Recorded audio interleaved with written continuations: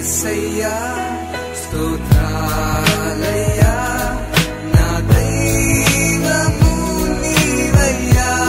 శుభోదయం. క్రీస్తు యేసునందు ప్రియమైన విశ్వాసులారా, మన రక్షకుడైన యేసుక్రీస్తు యొక్క పరిశుద్ధ నామములో మీ అందరికీ ఉదయకాల శుభాలు తెలియజేస్తున్నాను. దేవుని యొక్క మహాకృపను బట్టి దేవుడు ఈ వారం అంతా కూడా మన పనుల్లో ప్రయాణాల్లో మనతో వెన్నంటుండి మార్గంలో మన కాపుదల దయచేసి ఈ వీకెండ్లో దేవుని యొక్క స్వరం వినగలిగినటువంటి కృపలో ఈ ఉదయకాల సమయంలో దేవుడు మనల్ని జ్ఞాపకం చేసుకున్నందులకు దేవునికి మనం ఎంతగానో కృతజ్ఞతలు చెల్లించాల్సిన వారిగా ఉన్నాం. మన టీఎల్సీ అనుదిన ఆహారంలో దేవుని యొక్క వాక్యాన్ని మనం చదువుకుందాం. అపోస్తుల కార్యం గ్రంథం 10వ అధ్యాయం 34వ వచనాన్ని చదువుకుందాం. దేవుడు పక్షపాతి కాడని నిజముగా గ్రహించి ఉన్నాను. దేవుని బిడ్డలారా, ఉదయకాల సమయంలో శ్రేష్టమైనటువంటి ఆధ్యాత్మిక అనుభూతి ద్వారా దేవుడు మనతో మాట్లాడుతూ ఉన్నాడు. ఈ భాగాన్ని మనం గమనిస్తే దేవుడు పక్షపాతి కాడు అనేటువంటి మాట జ్ఞాపకం చేయబడుతుంది. దేవుని బిడ్డలారా, ఈ భూమి మీద మనం పక్షపాతం చూపించవచ్చు. తల్లిదండ్రులు బిడ్డల విషయంలో పక్షపాతం చూపవచ్చు.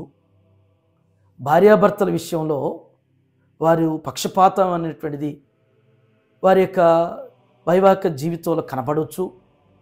అన్నదమ్ముల మధ్య, బంధువుల మధ్య, స్నేహితుల మధ్య, మనుషుల మధ్య ఈ పక్షపాతం ఒకరికి ఎక్కువ ఒకరికి తక్కువ అనేటువంటిది పెట్టేటువంటి విషయంలో కానీ కనపడవచ్చు. మాటల్లో కావచ్చు, మరి క్రియల్లో కావచ్చు, పక్షపాతం అనేటువంటిది కనపడేటువంటి పరిస్థితి ఉండొచ్చు. అంత మాత్రమే కాదు, మనుషులు ప్రేమలో కూడా పక్షపాతం ఉంటుంది. ఒకరిని ఒకలాగా ప్రేమిస్తారు, మరొకరిని మరొకలాగా ప్రేమించేటువంటి స్థితి ఉంటుంది. కానీ దేవుడు అన్నిటికీ కూడా ఎప్పటికి కూడా పక్షపాతి కాడు. పాత నిబంధన గ్రంథం నుంచి మనం గమనిస్తే మరి అనేక మంది భక్తులు మనం చూస్తాం. వారు ఎలా ఉన్నా కానీ వారి జీవితంలో దేవుని మహింపరిచిన వారైనా మహింపరచన వారుగా ఉన్నా కానీ దేవుడు వారు తగ్గట్టుగానే వారిని దీవించాడు, వారిని వృద్ధిపరిచాడు, వారిని సంరక్షించాడు, వారిని పోషించాడు, వారిని నడిపించినటువంటి అనుభవాలు మనం ఓల్డ్ టెస్ట్మెంట్లో ఎన్నో సందర్భాల్ని మన మచ్చుకి మన జ్ఞాపకం చేసుకోవచ్చు. కాబట్టే దేవుని ప్రేమలో పక్షపాతం ఉండదు, దేవుని కార్యాల్లో పక్షపాతం ఉండదు, దేవుని యొక్క మన పట్ల చేసేటువంటి పంపకాల్లో అంటే భూ సంబంధంగా మనల్ని దీవించేటువంటి ప్రతి ఆశీర్వాద విషయంలో కూడా దేవుడు పక్షపాతం అనేటువంటిది చూపించడు. అక్కడున్న రెండో తలంపు ఏంటంటే నిజముగా గ్రహించి ఉన్నాను అంటాడు. నిజముగా గ్రహించి ఉన్నాను అని భక్తుడు జ్ఞాపకం చేస్తాడు. ఈ ఉదయం నీవు గ్రహించేవో లేదో, ఒకవేళ చుట్టూ ఉన్నటువంటి వారిని చూస్తూ వారు అభివృద్ధి చెందారు, వారు విస్తరించారు, వారు వర్ధిల్లుతున్నారు, మేము మాత్రం ఇలాగే ఉండిపోయాం అని చెప్పేసి దేవుడు వారిని బాగా చూస్తున్నాడు, మమ్మల్ని బాగా చూడలేదు అని చెప్పేసి ఒకవేళ అనుకుంటున్నావేమో. దేవుడు అలా చూసే దేవుడు కాదు. నీవు నేను నమ్మినటువంటి, నీవు నిన్నే ఆరాధించేటువంటి దేవుడు పక్షపాతి కాదు అని చెప్పేసి నీ మనసులో నువ్వు దృఢంగా నిశ్చయముగా నువ్వు నమ్మాలి.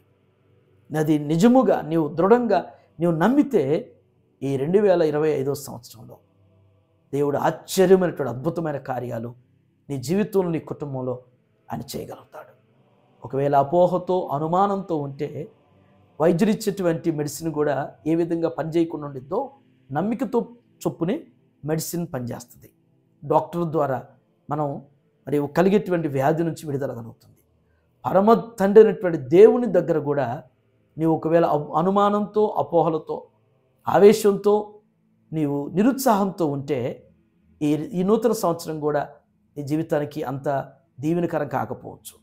నువ్వు పరిపూర్ణంగా నమ్మి నిజంగా దేవుడు పక్షపాతి కాడు అని అనుకోగలిగి చెప్పగలిగి నీ హృదయంలో దృఢంగా ఉండగలిగితే ఈ సంవత్సరం దేవుడు ఆశ్చర్యమైనటువంటి కార్యాలు నీ జీవితంలో జరిగిస్తాడు, నీ కుటుంబంలో జరిగిస్తాడు. అటు రీతిగా దేవుడు మరి మనందరి జీవితంలో ఆయన కార్యాల ద్వారా మహిమ పొందనగాక. ఆమేన్. ఈ దినం వెడ్డింగ్ యానివర్సరీ జరుపుకున్నటువంటి అవినాష్ జ్యోతికి వివాహ వార్షికోత్సవ శుభాకాంక్షలు తెలియజేస్తున్నాను. బిడ్డలను దేవుడు 128వ సంకీర్తన వారి జీవితంలో స్థిరపరుస్తూ వారి వైవాహిక దాంపత్య జీవితాన్ని ఆస్వాదిస్తూ అభివృద్ధిపరుస్తూ బలపరచునగాక. ఆమేన్. అలాగే రేపటి దినం జన్మదినం జరుపుకోబోతున్నటువంటి మన సంఘ సభ్యులు స్కైబెల్ రాయ్ గారికి జన్మదిన శుభాకాంక్షలు తెలియజేస్తున్నాను. అలాగే మరి సారా తనకి కూడా జన్మదిన శుభాకాంక్షలు తెలియజేస్తున్నాను.